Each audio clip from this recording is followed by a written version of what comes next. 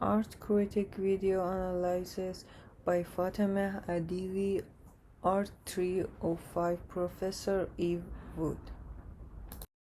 Cindy Sherman is a contemporary artist and master of photography. She born in January 1954 in Glen Ridge, New Jersey, United States. She's an American photographer known for her images, particularly self-portraits that comment on social justice and role-playing and sexual stereotypes.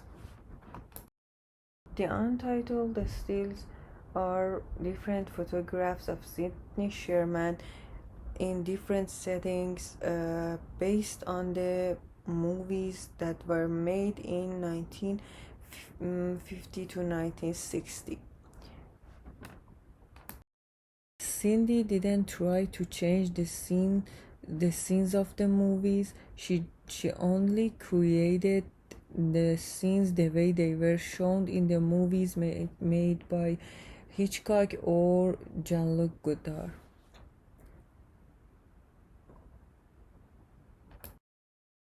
Photographs are mostly successful because they belong to multiple images that are connected together, which gives us understanding of women being advertised and portrayed in films in 1950 to 1960.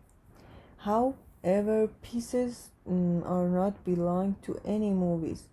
These images are not from actual movies. They are interpretations of the artist from women that were presented in film noir. Cindy's work is significant because in this series she was the model, the makeup artist, and the author. As someone who works by herself to make this series, she is successful. Her usage of materials for making these photographs demonstrates her level of proficiency in media-related art. She used elaborate costumes, extensive makeup, and wigs to build her characters and has in recent years embraced digital tools to further manipulate her image. For the stereotypes of film, you see Sherman herself posing in a variety of guises that refer to the publicity still, usually shot on set and used to advertise a film. She's referring to 1950s and 60s film, B-movies, or European art house films. However, none of these photographs depict actual films. These are completely fictional moments that are made to look like stills. The success of this body of work is in the seemingly endless variation of female types that Sherman has presented to us. The girl on the run, the bombshell, the bored housewife, the vamp. Sherman has mined these stereotypes to great effect and presented us with a variety of characters that are familiar but also spark our own narrative. While these photographs were set up kind of guerrilla style, she carried around a little suitcase with a wig or some costumes, and then quickly she would turn into that persona, snap a few pictures, and then develop them. One of the hallmarks of this body of work is that the prints themselves are in a way unremarkable. These were made by Sherman to seem cheap, like throwaway prints. The publicity still was 8 by 10 inches, glossy, it wasn't treated like an artwork, and the format of these untitled film stills mimics that. Barbara Kruger was born in 1945 in Newark, New Jersey. She is a graphic designer and artist.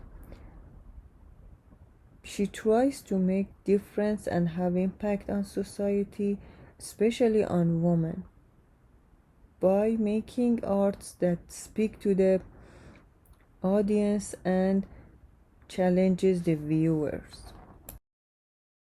The title of this work, created by Barbara Kruger, is I Shop Therefore I Am.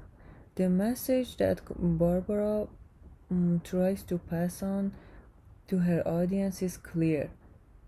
The short sentence is I shop therefore I am, which refers to American culture, especially women in the US, for being the targets of advertising. The artist borrows the phrase I shop therefore I am from the French philosopher René Descartes, I think therefore I am. The phrase means that people identify themselves by how they think. Barbara challenges the American society in 1970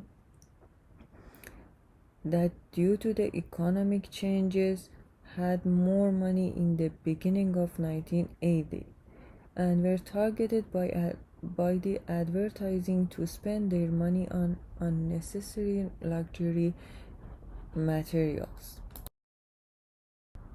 Barbara made different versions of this artwork. In the past slide, we saw that